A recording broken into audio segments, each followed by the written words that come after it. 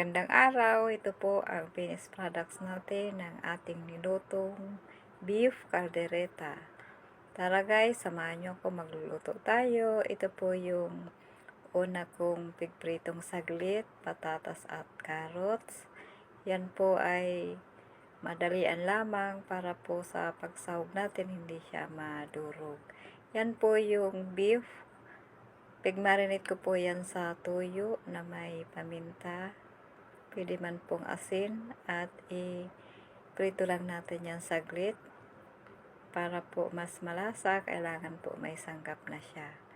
At pagkatapos, mag-isa na po tayo ng sibuyas bawang. Yan po yan guys sa pressure cooker. Para diretso na po ang ating pagluto. Ayan po yung sibuyas bawang. Malapit na po siyang mag-brown.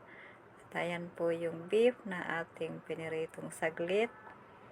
At halu-haluin na po natin at ilagay na po yung mga sangkap.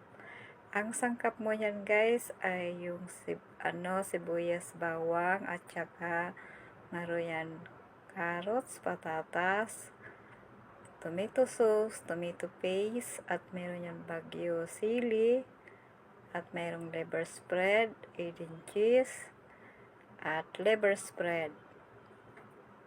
Ayan po yung aking paraan ng pagluluto guys. At diretso na po natin yan pakuluan at lagyan ng tubig. At lagyan nyo din po siya ng beef cube para mas malasa. At ayan po, nilagay ko na yung laurel para mabango na po siya. At pagkatapos, ipi-pressure cooker po yan ng 45 minutes. At ayan po, luto na siya. At ilalagay na natin yung mga sahog niya. At yung liver spread para mas malasa siya. Yan po ang aking paraan ng pagluluto. Kung nagustuhan nyo, gayahin nyo na lang po.